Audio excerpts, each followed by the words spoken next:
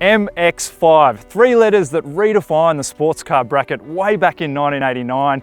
Fast forward to 2015 and it's still the most iconic, successful roadster of all time with 1 million units sold. That's quite a lot, and we're here to test the latest iteration here on the most deluxe section of back road that I've ever seen. Let's go see what all the fuss is about.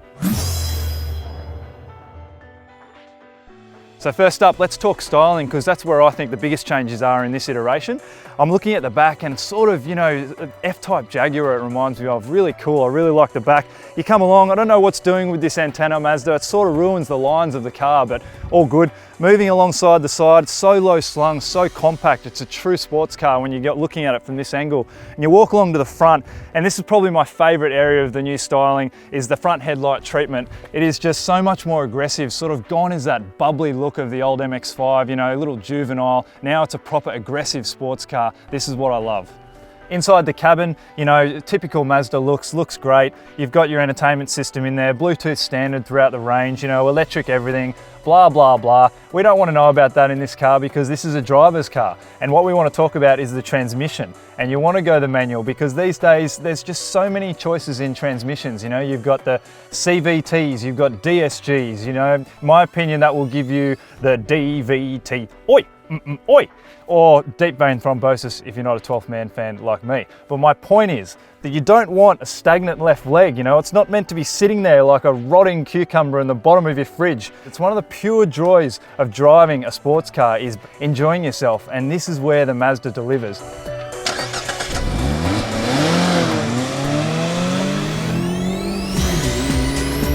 The first thing I notice about the car is just how beautifully lightweight and nimble it is. The turn-in is just deluxe. You just, no understeer whatsoever as long as you're going the right speed into the corner. And that gearbox, oh my God, the gearbox. You just want to slam through the gears like you're Tommy Mäkinen. I don't care if I'm on the way to the shops, I love a good gearbox. It just is so much fun and it's how a car should be. Who wants an auto, genuinely?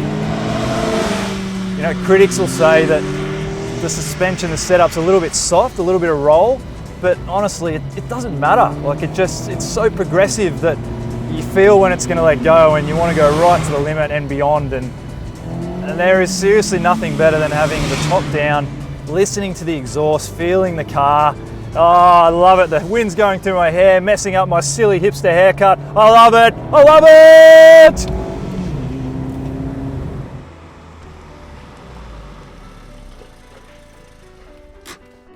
So in conclusion, when I think about buying this car, you know, I think about what everyone's always said to me about, you know, the Mazda MX-5. Yeah, 1.5 litres, I get my milk in that. 96 kilowatts, my mum's hairdryer has more power than that. You know what?